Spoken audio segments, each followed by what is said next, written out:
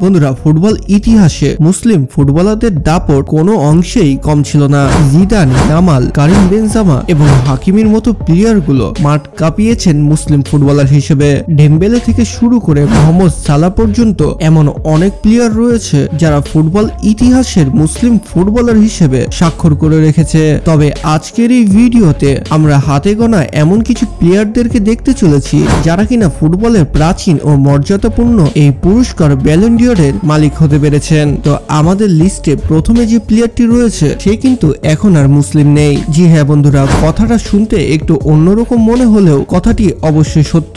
জি হ্যাঁ বন্ধুরা, আমরা আর কারো নয়, জর্জ হুইয়ার কথা বলছি। এই প্লেয়ারটি 1966 সালে জন্মগ্রহণ করেছিল এবং 1989 সালে তার নিজের ধর্ম বদলিয়ে সে খ্রিস্টান থেকে ইসলাম ধর্ম গ্রহণ করে। কিন্তু ব্যালন ডি অর জিতার এক বছর পূর্বেই সে ইসলাম থেকে আবার খ্রিস্টান ধর্মে চলে যায় এবং 1995 সালে সে প্রথম এমন একজন ব্যক্তি হতে পারতেন যে কিনা মুসলিম ফুটবলার হিসেবে ব্যালন ডি অর জিতেছে, কিন্তু এটা তার কপালে ছিল না। এ কারণে সে আমাদের লিস্ট থেকে বাদ পড়ে গেছে, কারণ সে এখন আর মুসলিম নেই। তাকে মুসলিম ফুটবলার হিসেবে ব্যালন ডি অর বিজয়ী এটা যদি আমি বলে ফেলি তাহলে কমেন্ট বক্সে তো কেমন ঝড় উঠবে সেটা তো আপনারাই ভালো জানেন। তো প্রথম ব্যক্তিটাই আমাদের লিস্টে এসে আবার লিস্ট থেকে বের হয়ে গেছে, কিন্তু আপনি যদি গুগল করেন তাহলে তার নাম অবশ্যই পাবেন, কিন্তু লজিক দিয়ে ভাবলে সে কিন্তু আর মুসলিম ফুটবলার নেই। তো যাই হোক বন্ধুরা, তাহলে নতুন লিস্ট অনুযায়ী প্রথম মুসলিম ফুটবলার হিসেবে ব্যালন ডি অরের খেতাবটি পেয়েছিলেন জিনেদিন জিদান। জি হ্যাঁ বন্ধুরা, ফ্রান্স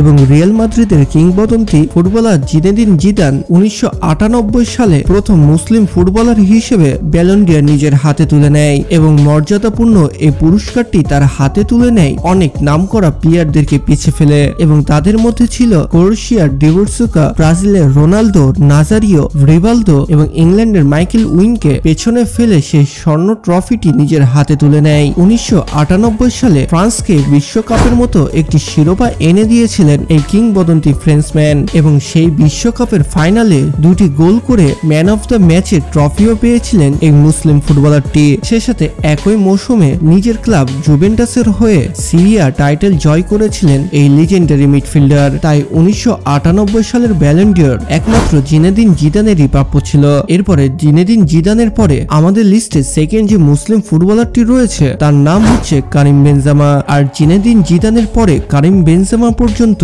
এই ব্যালন ডি অরের ট্রফিটি আসতে সময় লেগেছে প্রায় 24 বছর। 2022 সালে সে দীর্ঘ অপেক্ষার পরে এই ট্রফিটা জয় করতে পারে, এবং ফরাসির কিংবদন্তি প্লেয়ার কারিম বেনজেমা একজন মুসলিম ফুটবলার হিসেবে একজন মুসলিম ফুটবলারের হাত থেকে ব্যালন ডি অরটি পেয়েছিল, যেটা কিনা আমার দেখতে প্রচন্ড ভালো লেগেছিল। কিন্তু আপনারা জানলে অবাক হবেন যে কারিম বেনজেমা সেই বছরে সাদিও মানে, রবার্ট লেভানডস্কি ও কেভিনের মতো বাঘা বাঘা প্লেয়ারদেরকে পেছনে ফেলে ব্যালন ডি অর নিজের করে নেন, এবং 2021-22 মৌসুমে সে প্রায় 46টি ম্যাচ খেলে 44টি গোল করেছিল। চ্যাম্পিয়ন্স লিগে 2টি হ্যাটট্রিক সহ করেছিলেন আরো 15টি গোল। তো যাই হোক বন্ধুরা, এবার 2025 সালে এসে যে ইয়াং ফুটবলারটি ব্যালন ডি অরের মতো একটি সম্মানপূর্ণ ট্রফি নিজের হাতে তুলে নিতে পেরেছে তাকে আপনারা সকলেই চিনেন। জি হ্যাঁ বন্ধুরা, সেটা আর কেউ নয়, ওসমান ডেম্বেলে। ফ্রান্সের এই তরুণ ফুটবলারটি লামিন ইয়ামাল, মোহাম্মদ সালাহ ও রাফিনিয়ার মতো ট্যালেন্টেড ফুটবলারদেরকে পেছনে ফেলে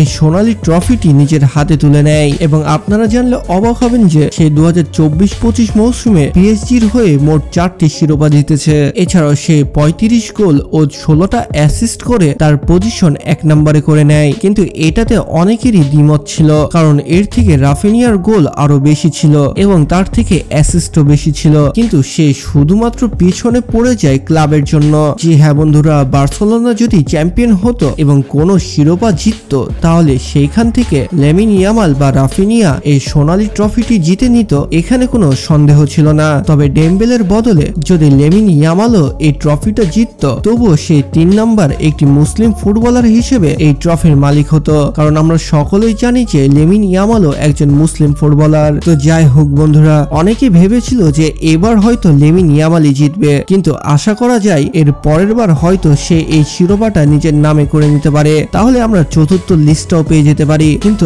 আপনারা কি কিছু নোটিস করেছেন? কারিম বেনজেমা, জিনেদিন জিদান এবং ডেম্বেলের মধ্যে একটি খুব কমন জিনিস রয়েছে, আর সেটা হচ্ছে তারা তিনজনাই ফ্রান্সের ফুটবলার ছিলেন। মানে ফুটবল ইতিহাসে মুসলিম ফুটবলার হিসেবে যে 3টি প্লেয়ার ব্যালন ডিওর জিতেছেন, 3 জনই ছিলেন ফ্রান্সের ফুটবলার। আর এটা একদিক দিয়ে রেকর্ড তৈরি হয়ে গেল। তো যাই হোক বন্ধুরা, আজকের এই ভিডিওটি ভালো লাগলে অবশ্যই লাইক, কমেন্ট এবং সাবস্ক্রাইব করবেন। এবং আপনারা যারা এখন পর্যন্ত আমার সেকেন্ড চ্যানেলটি ঘুরে আসেননি তারা দ্রুত ঘুরে আসুন। আর যারা কিনা ফুটবলের শর্ট ভিডিও দেখতে পছন্দ করেন তাদের তো মাস্ট যাওয়া উচিত। তো দেখা হচ্ছে পরবর্তী আরো একটি ইন্টারেস্টিং ভিডিওতে।